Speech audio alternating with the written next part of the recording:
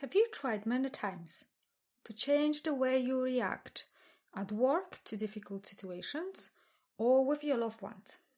And you are so tired of this behavior. You are tired of being triggered. And maybe you've identified undesirable habits or ways of being that you seriously struggle with, such as self-sabotage or procrastination. But no course on changing habits or self-help books helped you to completely eliminate this behavior or way of being. Perhaps you wanted to introduce something new, like a New Year's Eve resolution, a new habit. Maybe you want to go to a gym twice a week, exercise, meditate, only to find out a few weeks later that you're out of that new habit. Your gym clothes haven't came out of your bag for weeks. If that sounds like you, then keep listening.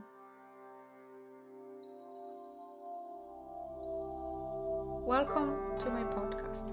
You can be unstoppable. My name is Evelina and this is episode number 26.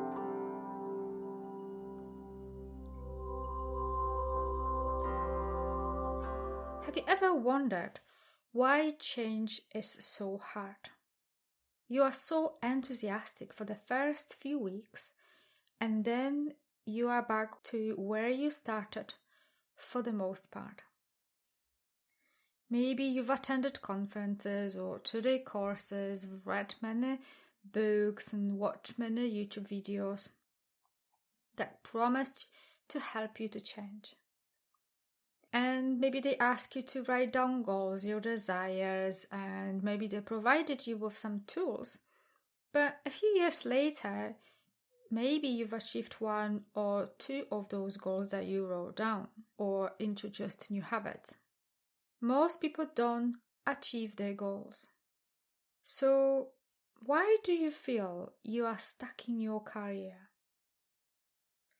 You have worked so hard, pushed and worked some more, and it seems like you hit that invisible glass ceiling over and over. You can't seem to get over that invisible hurdle. Why is this? Why is change so hard? Why is creating something new difficult for some people? It all comes down to your mind. Our mind. The way it operates and processes information. So imagine an iceberg. What you see on a surface is only about 5% of the overall iceberg. Most of it, the remaining 95% of that iceberg, is below the surface that we can't see. And our mind is like that iceberg. Our logical, critical, reasoning, willpower, planning, the way we behave, it's the 5% that you see on top of the iceberg. It's the conscious mind that we are aware of. And this is the part of the brain that is engaged now, because I am recording my podcast and you are listening to it sometime in the future. However, most of the time we operate from the autopilot, which is the remaining 95% of the iceberg.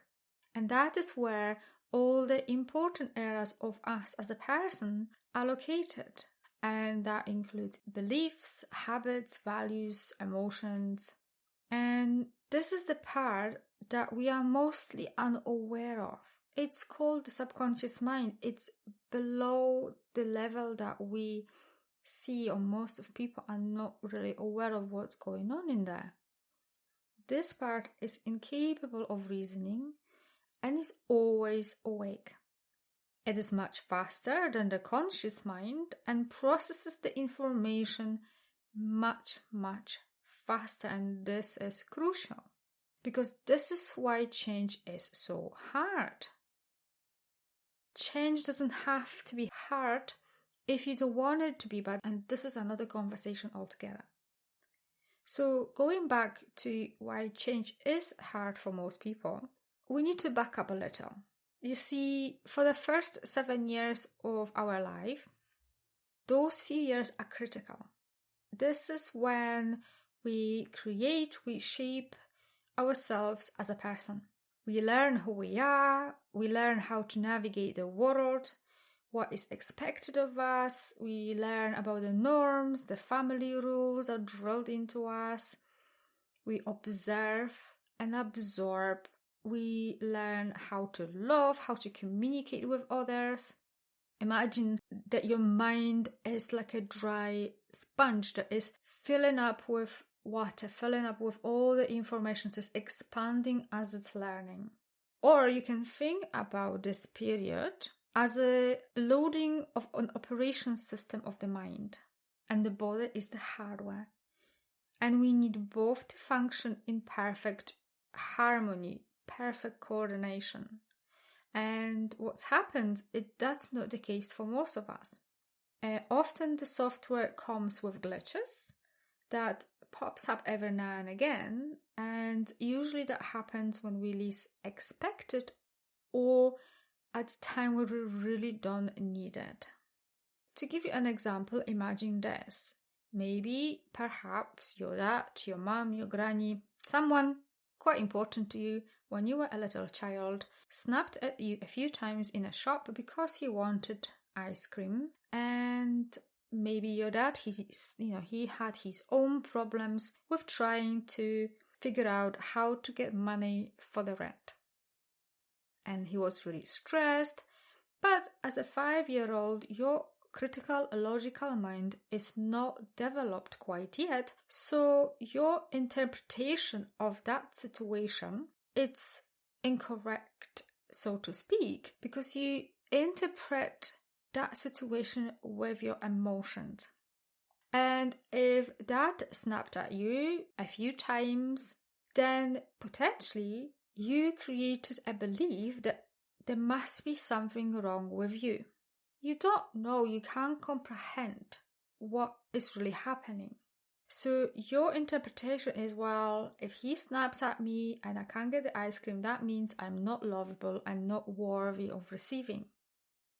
And then we create a belief, something maybe along the lines of, I am not good enough to be loved, so I'm not lovable, so I'm not worthy to receive love and money. And years passed by and you live with this belief on a subconscious level, which is the iceberg below the surface of the water. And as we go through life, that belief gets stronger and stronger. And as we experience life, everything gets filtered through the subconscious mind where all those beliefs are located. So before we even consciously think about making a decision, we consciously think about what we want or don't want.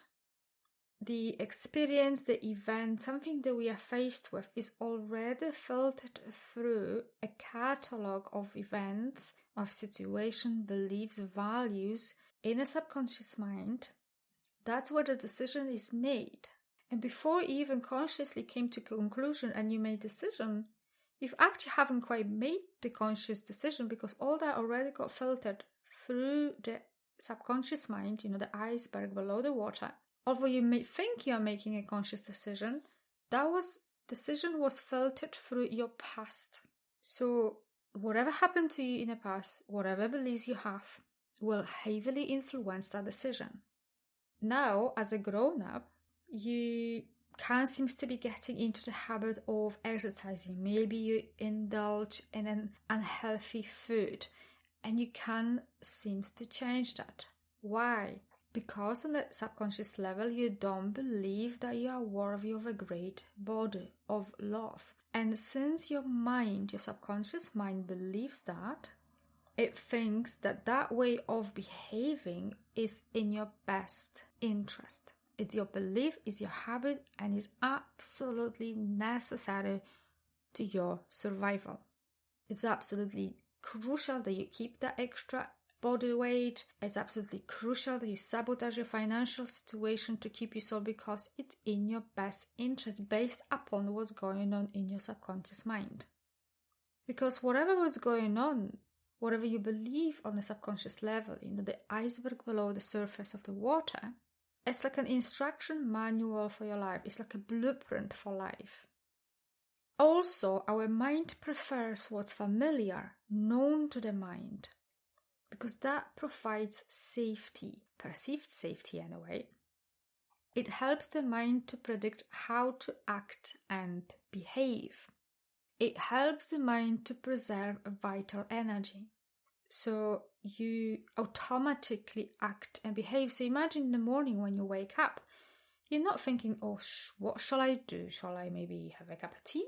Or maybe shall I brush my teeth? Or what shall I do? You just automatically do the things time and time again. And the more you do them, the more habitual they become. So every time you try to change your mind, it goes into an overdrive, as it doesn't know what's really happening. It tries to make you feel uncomfortable. It throws your ego at you, it throws all the shoulds, it throws all those I am not enough, it throws the inner critic at you, it throws all the who the hell am I. The mind will do anything to try to stop you from changing, because it's very uncomfortable for the mind. And as soon as you revert back, you feel instantly better. And I say to you, when you feel very uncomfortable with change, this is a good sign, because that means you are on the right track. Keep going. We have to make the mind comfortable with feeling uncomfortable, because this is where the change, the growth, the expansion is happening. But why do we revert it back? It's because your subconscious actions are in contradiction with your subconscious values and beliefs. So when you want to change anything in your life and you have struggled for many years doing this, then you have to engage your subconscious mind and reinforce on a conscious level with self-awareness. So it's a bit of a practice, work involved in all this. The best to introduce and maintain change is through conscious and subconscious reprogramming. Because if you slip back or get triggered for any reason, being self-aware will help you catch this quickly and move your attention. I know that this is a lot of information and might be a bit complicated to people who don't quite understand subconscious mind, but please be assured that change doesn't have to be difficult. It can be as easy as we want to make it to. First, come to understanding and awareness where this pattern originated from. Once you have the clarity of the root cause of your issue, you can quickly shift this permanently. And this is why I use hypnosis when I work with my clients. I use other tools as well, but hypnosis is my favorite because it's an excellent tool that allows me to access the subconscious mind of my clients and help them with the issues that they are facing. We can quickly identify the root cause of the issues that they are facing. Plus, change is going to be much easier once you have the clarity on what is that you want. Are you absolutely crystal clear what you want? Because if you are not, how do you know that you haven't got what you wanted, or that you are stuck when you don't actually know what you want? So there is a combination of conscious work and subconscious reprogramming.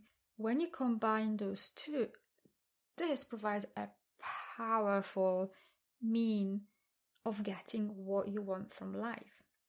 You see, I'm absolutely fascinated by what our mind is capable of. I'm absolutely blown away because it's capable of creating what we need exactly. It's able to heal us and is able to make us ill.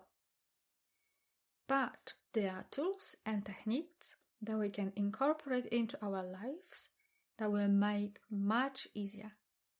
However, knowing who we are, being aligned with ourselves, practicing self-awareness, dealing with our past emotional baggage, and then moving on it's one of the greatest tools that we can use. And then change is so much easier to incorporate. And as I said earlier, it doesn't